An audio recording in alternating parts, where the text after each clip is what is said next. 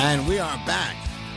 And what you need to know today, well, we're going to find out about investing in real estate during the time of COVID-19.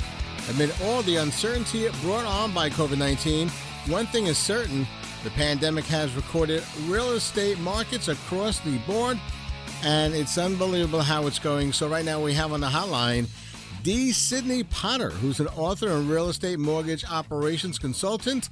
And good day, Sidney. How are we doing today? We're doing good? Pretty good, Tommy G. Thanks a lot. I appreciate the time. Oh, my pleasure. So I guess first question out of the gate is, how has COVID-19 affected the real estate industry? Positively, most usually, except renters. So there's a lot of different contrarian forces that are going with each other. But in terms of the upside on real estate, for the most part, including three-story walk-ups, either at the South Plainfield or Brooklyn, New York, it's pretty good, actually, from coast to coast. But the renters, if you happen to own one of those units, may not be in such great shape. Gotcha. Well, I grew up in a three-story walk-up. And they're going for about $2 to $3 million on the low side. So yeah, there you go. Yeah. So, all right. So, what advice would you give our listeners who are looking to either sell or buy a home right now? If you want to buy, well, as a personal reference, Tommy G, or as an investment, or both? What do you think? I would say both. Yeah. And incidentally, there's an FHA program, owner-occupied investment, where you can, this is nothing new under sun, buy a fourplex or three-story walk-up, and you occupy one of the units and rent out the others. If it cash flows at the 8 to 12% range, you're probably in good shape. There are some owners out there, buyers, that will buy without a cash flow because they think there's a substantial amount of appreciation. If you're selling, very obviously, look for a qualified buyer that's a closer, and make sure you qualify that they have the money and or the loan in place in which to close. You hate to lose value. You've got your holding costs if you're selling a piece of property. But if you're able to take profit at this point, obviously sell it. There's other, minutia can go in there, meaning that do you want to parlay that money into another investment? You may be subject to rules and regulations, something they call a 1031 exchange, which means, yes, you can cash out, and you may not be subject to certain forms of taxation, but it has to go to a similar investment.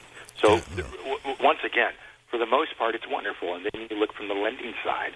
I'm a mortgage operations guy, and I work in brokerages and lenders. And the rates are so low that it's attractive, that it would be a good time to buy or sell, or simply occupy it yourself in terms of it being your home. How come houses and so much appreciation during COVID right now? What was driving that, or what is driving that? Because COVID's still going on. It is, and it's listen, that's why I approach a question like that with a degree of sensitivity, and that, it's not only the landlords that are winning if they're selling. There's also the negative flip side of those that can't afford rents. This is a Shakespearean moment, and I hate to use that word because it's so popular, that word moment, that it would be comedic if it weren't tragic. And that is a supply and demand dynamic based upon the city level and based upon the suburbia level. There's just not enough product to go out there, so you have limited product and you have lots of buyers, and or the home builders have a dichotomy of not having the labor at cost, or the lumber, or the land, especially in restricted lots in the tri-state area, to build and make a profit. This can't come on. It takes so much time to come online anyway in terms of housing product, housing stock, that it doesn't turn on the dime, let's say, like Wall Street does. Yeah. So there are multiple factors that will affect the increase in value. One of them, which has to do with the restriction of land, labor, and lumber to build those homes. Yeah. Well, we our listenership, we're in minority areas here. So how has the COVID-19 affected minority home buyers? As per usual with America, black and brown have gotten the short end of the stick. That's why That's why there's so many marches, and hopefully that will at least it highlights the disparities. Mm-hmm. The Supreme Court, probably in the last 6 months ago, I don't know what the decision was, Tommy G, but they overturned a rent moratorium in the state of New York for those that were in arrears. You're not finding a lot of friendly courts. Last week, the Supreme Court overturned the CDC order, which gave an extended moratorium on the rent eviction.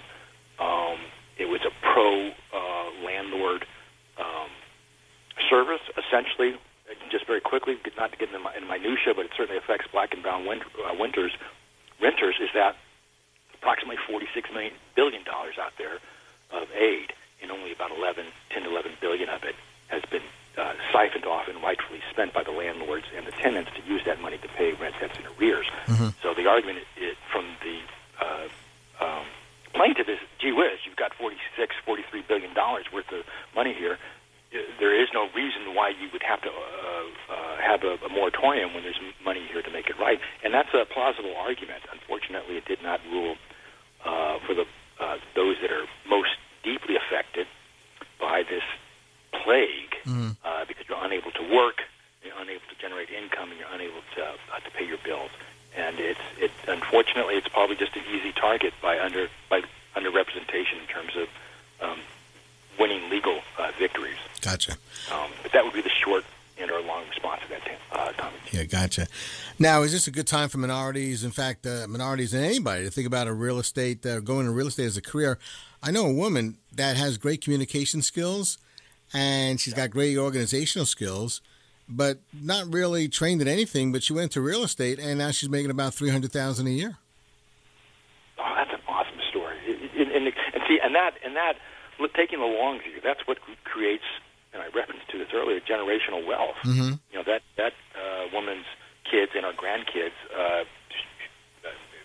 assuming they have already gone to college or will go on to college, she will leave a real estate behind and or the substantial amount of an essay to enable a better life. Okay, in terms of the barriers of entry, listen, if you're right, black or brown or white, if you're in the New York tri-state area, it's a lot more. It's much more difficult to get, let's say, with a hedge fund and or Wall Street. There's a certain pedigree they look for. If you're the top of your class from Howard University, you'll probably find your way in because there's always a desire to help to hire non-whites, even the playing field, especially for a liberal city like New York. But in terms of barriers of entry, you just need a real estate license. Right. To start selling real estate, either commercial or residential. So it's a great time, really. If you've been disinfected, displaced, dispossessed as well from this COVID, and you're flipping burgers or stocking shelves at Home Depot or Lowe's, get your real estate license, and maybe not go into sales, but you can start out as a sales assistant. That's probably got to be worth $25 to $30 an hour. Gotcha. So it's a great opportunity from this crisis to see the upside. Gotcha. All right, so who should be reading a new book, The Broker, Deals, and Moving Forward? And is it available on Amazon? Absolutely. You drop the name B. Sidney Potter, and you'll find one of the 3 books that I've written. I'm working on a 4th right now. And you'll find The Broker, and or The Essayist, or The Flip, which I wrote as a result of having bought and sold 100-plus homes on the buy side and sell side during the flip, or during the boom of the mid-2000s. But you'll see the books there, the links, especially the reviews. It's a good read. The Broker is 436 pages. You can't read it overnight. Right. But it's got a lot of how-to in there, and it's got a lot of stories and anecdotes on the commercial real estate side of the business. So people, to see all your books, they just put into Amazon search D. Sidney Potter, and they all pop up, correct? Absolutely, you betcha. Yeah. Now, you had a great run in the 90s, right? Well, I would say I did, to the point where the brokerage I was with, Marcus and Millichap, still is and was the preeminent commercial brokerage. I mean, they are like the Goldman Sachs of selling $500,000 vacant shopping centers to a $50-60 million multifamily portfolio size deal. So I worked out of the Los Angeles office, was in the running for the Rookie of the Year for a shopping center I was selling out in Southern California until it imploded because we found out there was essentially an oil field underneath this contaminated property. Yeah. It never closed. It was nearly a six-figure payoff, but there's a lot of other deals that I closed and that I marketed, and I had a great 5-year run at Marcus and Millichap. Gotcha. It ended in 2001. Gotcha. Yeah. And eventually I went to buying homes out in Riverside, which is Southern California, and I know that those would just accelerate at an incredible pace Gotcha. As well. So I went to doing very well to actually making more money than I was entitled to. Wow. All right, so Sidney Potter is the author of the latest book he has out, The Broker, Deals, Steals, and Moving Forward, and it's available on Amazon. Thank you so much for joining us today with all this great information. Much appreciated. Tommy G, I appreciate your voice. Thank you. Okay, thanks a lot. Have a great day.